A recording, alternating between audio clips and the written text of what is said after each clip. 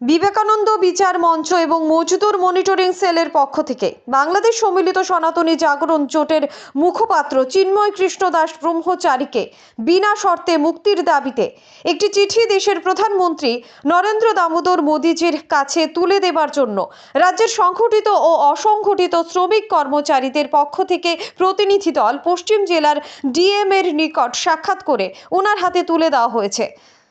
Bureau report, digital Tripura. আমরা বিবেকানন্দ বিচার মঞ্চ এবং তার অনুমোদিত সংগঠন মজদুর মনিটরিং সেলের উদ্যোগে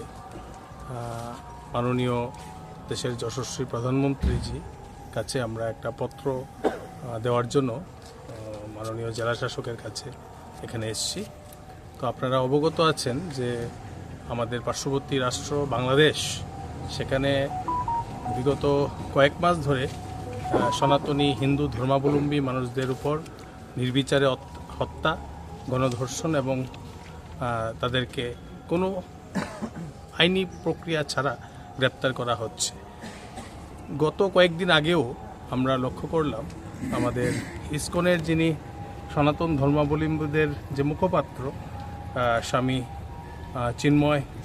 কৃষ্ণ দাস, অর্থাৎ আমরা ওনাকে প্রভুজি হিসাবে জানি, সনাতন ধর্মাবলম্বী মানুষদের যে চিন্তন চেতনা এবং আমাদের যে চিরাচরিত সনাতন সংস্কৃতিকে সারা বিশ্বের দরবারে তুলে ধরার জন্য যে স্বামীজি কাজ করে আসছিলেন, ওনাকে হিন্দুদের, যারা আমরা এখানে সংখ্যালঘু বলে থাকি, হিন্দুদের যিনি প্রধান প্রবক্তা ছিলেন, ওনাকে অনৈতিকভাবে গ্রেপ্তার করা হয়েছে এবং তৎসঙ্গে অনেক সনাতনীদের হত্যাও করা হয়েছে, আহত করা হয়েছে। ডক্টর ইউনিসের নেতৃত্বে যে এখানে তদানীন্তন সরকার চলছে, তা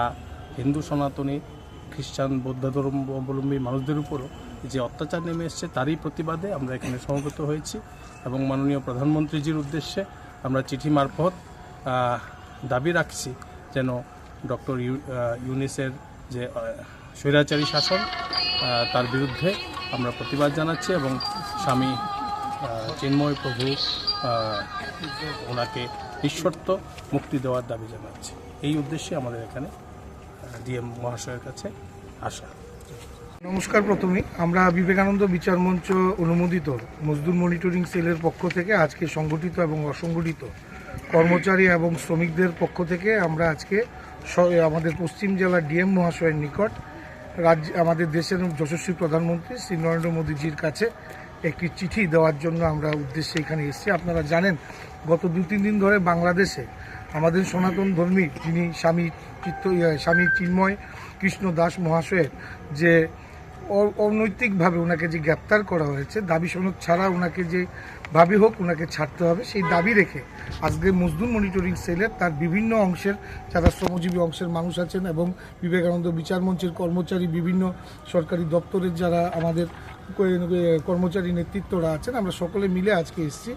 আমরা ডিএমের কাছে একটাই উদ্দেশ্যে, যে দেশের মাননীয় প্রধানমন্ত্রীর কাছে আমাদের একটা চিঠি, সেই চিঠিটা তুলে দেওয়ার জন্য আমরা চাই অবিলম্বে বাংলাদেশের যে কোনো দাবি ছাড়া যেভাবে হোক আমাদের স্বামী চিন্ময় কৃষ্ণ দাস মহাশয়কে যেন ওনারা